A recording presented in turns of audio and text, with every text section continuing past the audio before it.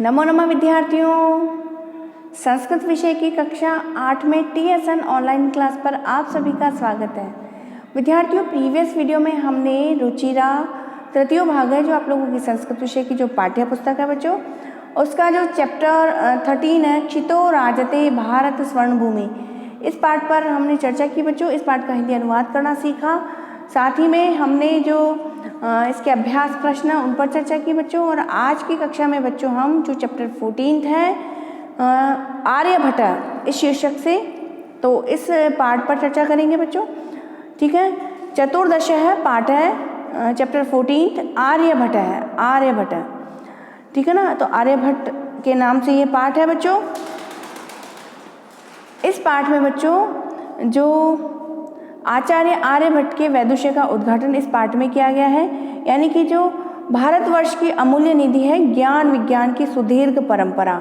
ठीक है ना, तो इस परंपरा को संपोषित किया है प्रबुद्ध मनीषियों ने, और इन्हीं मनुष्यों में अग्रगण्य थे आर्यभट्ट। बहुत मतलब विद्वानों में अग्रगण्य सबसे आगे कौन थे? आर्यभट्ट थे। दशमलव पद्धति आदि के प्रारंभिक प्रयोक्ता आर्यभट्ट ने गणित को नई दिशा दी। इन्हें एवं इनके प्रवर्तित सिद्धांतों को तत्कालीन रूढ़िवादियों का विरोध झेलना पड़ा। वस्तुतः गणित को विज्ञान बनाने वाले तथा गणितीय गणना पद्धति के द्वारा आकाशीय पिंडों की गति का प्रवर्तन करने वाले ये प्रथम आचार्य थे। आचार्य आर्यभट्ट के इसी वैदुष्य का उद्घाटन प्रस्तुत पाठ में किया गया है, यानी कि आचार्य आर्यभट्ट ने जो कुछ भी इसके लिए ज्ञान विज्ञान के लिए किया और उन्होंने जो जो कार्य किए वो इस पाठ में उनकी जीवनी पर आधारित ये पाठ है बच्चों। ठीक है, आर्यभट्ट के बारे में हम जानेंगे। इससे पूर्व हिंदी अनुवाद समझेंगे इस पाठ का। इससे पूर्व बच्चों हम पेज नंबर 104 पर जो शब्दार्थ हेडिंग से जो हार्ड वर्ड्स दिए गए हैं बच्चों, कठिन शब्दार्थ दिए गए हैं, पहले हम उन पर चर्चा कर लेते हैं। ठीक है, इसके पश्चात हम पाठ का जो हिंदी अनुवाद है वो समझेंगे, आर्यभट्ट के बारे में जानेंगे। ठीक है, तो कठिन शब्दार्थ पेज नंबर 104। पहला कठिन शब्द है बच्चों लोके। लोके में संसार में। नेक्स्ट है अवबोध्यम। अवबोध्यम, अवबोध्यम का अर्थ होता है समझने योग्य या जानने योग्य भी कह सकते हैं हम, या जानना चाहिए भी कह सकते हैं। ठीक है, तो अवबोध्यम यानी समझने योग्य। नेक्स्ट है अचलह। अचलह, अचलह यानी स्थिर गतिहीन। ठीक है, नेक्स्ट है चला। चला का अर्थ होता है अस्थिर गतिशील। ठीक है ना, अचल यानी कि जो चलता नहीं है, गतिहीन है, स्थिर है, उसे क्या कहेंगे? अचल है। ठीक है, नेक्स्ट है चला। चला का अर्थ है जो गतिशील है। गतिशील होगा तो वो अस्थिर होगा, स्थिर नहीं होगा। ठीक है ना, क्लियर हो गया। नेक्स्ट है स्वकीय। स्वकीय, स्वकीय का अर्थ होता है अपने। अक्षय, अक्षय यानी दूरी पर। नेक्स्ट है घूर्णति। घूर्णति का अर्थ होता है घूमती है। नेक्स्ट मीनिंग है सुस्थापित है। सुस्थापित है, सुस्थापित का अर्थ होता है भली भांति स्थापित। नेक्स्ट है प्राथम्येन। प्राथम्येन, प्राथम्येन का अर्थ होता है सर्वप्रथम। नेक्स्ट है ज्योतिर्विद। ज्योतिर्विद, ज्योतिर्विद का अर्थ होता है ज्योतिषी। नेक्स्ट मीनिंग है रूढ़ी। जो कस्टम्स होते हैं ना उसको कहते हैं रूढ़ी। प्रचलित प्रथा या रिवाज। प्रचलित प्रथा या रिवाज या जो कस्टम्स होते हैं जो पुराने जमाने से परंपरा से चले आ रहे हैं उसे क्या कहते हैं? रूढ़ी। नेक्स्ट है प्रत्यादिष्टा। प्रत्यादिष्टा, खालिस्तान, इसका जो ब्रैकेट में संधि विच्छेद भी दिया गया है बच्चों, देखिए प्रति प्लस आदिष्टा। प्रति प्लस आदिष्टा, प्रत्यादिष्टा का पूर्ण रूप से अर्थ होगा खंडन किया। ठीक है, नेक्स्ट मीनिंग देख लेते हैं बच्चों ख्रिस्ताब्दे। ख्रिस्ताब्दे, ख्रिस्त प्लस अब्दे, इसका संधि विच्छेद है, यानी कि ख्रिस्त प्लस अब्दे मिलकर के क्या बनता है? ख्रिस्ताब्दे, और इसका अर्थ होगा ईस्वी में।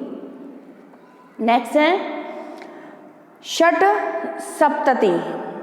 षट सप्तति। सप्तति किसको कहते हैं? 70 को, 70 को, और षट यानी 6, 6, तो 70 और 6 मिलकर कितना हो जाएगा? 76, और हिंदी में इसे क्या कहते हैं? 76। ठीक है ना, तो 76 में 76 को संस्कृत में क्या कहते हैं? षट सप्तति। ओके, नेक्स्ट है वयसी। वयसी का अर्थ होता है आयु में। वयसी का अर्थ होता है आयु में, अवस्था में या उम्र में, ठीक है ना। नेक्स्ट है निकषा। निकषा का अर्थ होता है निकट। नेक्स्ट है वैधशाला।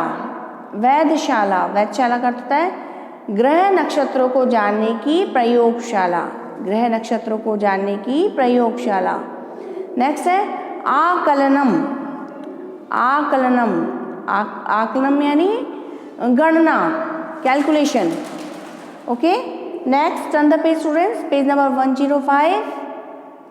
पेज नंबर 105 पर पहला कथन शब्द दिया गया है बच्चों आदधाति। आदधाति का अर्थ होता है रखता है। नेक्स्ट है भ्रमंत्यः। भ्रमंत्यः का अर्थ होता है घूमने वाली की या घूमती हुई की। नेक्स्ट मीनिंग है बच्चों छायापातेन यानी कि छाया पड़ने से। नेक्स्ट मीनिंग है अवरुध्यते। अवरुध्यते का अर्थ होता है रुक जाता है। नेक्स्ट है अपरत्र।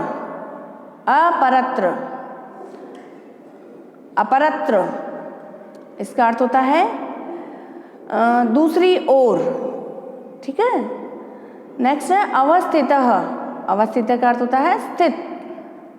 नेक्स्ट मीनिंग है विश्वसिति स्म यानी कि विश्वास करता था। नेक्स्ट मीनिंग है बच्चों प्रतिरोधस्य का अर्थ है बच्चों रोकने का।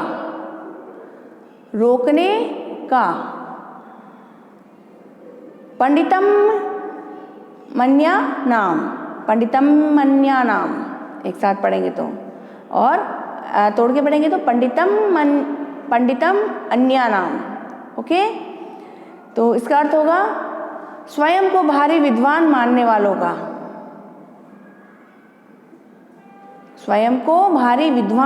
वालों का। नेक्स्ट है कालातिगामिनी। काल यानी समय और अति गामिनी बहुत ही अधिक जाने वाली यानी कि समय को लांघने वाली। कालातिगामिनी समय को लांघने वाली। ठीक है बच्चों, तो हमने सभी कठिन शब्दों के अर्थों को समझ लिया है। चलते हैं पुनः पेज नंबर 103 पर जहाँ से हमारा पाठ प्रारंभ हो रहा है। ठीक है, तो पिक्चर भी देखिए बच्चों। यहाँ पर मैं जो आर्यभट्ट महोदय का हमें चित्र दिखाई दे रहा है और कैलकुलेशन करते हुए गणना करते हुए हमें दिखाई दे रहे हैं ग्रह उपग्रह पूरा सर्कल जो पृथ्वी का है चित्र हमें ग्रह उपग्रह सभी गुणन करते हुए जो राउंड घूमते हुए पिक्चर दिखाई दे रहा है बच्चों। ठीक है, तो देख लेते हैं हम पाठ। चतुर्दश है पाठ है चैप्टर 14 आर्यभट्ट है। भारत की अमूल्य निधि है ज्ञान विज्ञान की सुदीर्घ परंपरा। भारत की अमूल्य निधि है ज्ञान विज्ञान की सुदीर्घ परंपरा। इस परंपरा में संपोषित किया प्रबुद्ध मनीषियों ने, यानी कि इस परंपरा को संपोषित किया क्या मनीषियों ने। प्रबुद्ध जो बहुत ही विद्वान थे, बुद्धिजीवी लोग थे, उन लोगों ने इस परंपरा को संपोषित किया। इन्हीं मनीषियों में अग्रगण्य थे आर्यभट्ट। और आर्यभट्ट ने क्या दशमलव पद्धति आदि के प्रारंभिक प्रयोक्ता भी आर्यभट्ट थे और उन्होंने गणित को नई दिशा दी। ठीक है, और इन्हें व इनके प्रवर्तित सिद्धांतों को तत्कालीन रूढ़िवादियों का क्या विरोध भी झेलना पड़ा। और वस्तुतः गणित को विज्ञान बनाने वाले और गणितीय गणना पद्धति के द्वारा आकाशीय पिंडों की गति का प्रवर्तन करने वाले प्रथम आचार्य कौन थे? वो थे आर्यभट्ट महोदय। ठीक है ना, आचार्य आर्यभट्ट के इसी वैदुष्य का उद्घाटन प्रस्तुत पाठ में किया गया है। तो देख लेते हैं हम क्या दिया गया इसमें। पूर्व दिशायां, पहला पैराग्राफ, फर्स्ट पैराग्राफ की पहली लाइन है, फर्स्ट लाइन है बच्चों। पूर्व दिशायां उदेति सूर्यः पश्चिम दिशायां च अस्तं गच्छति इति दृश्यते हि लोके।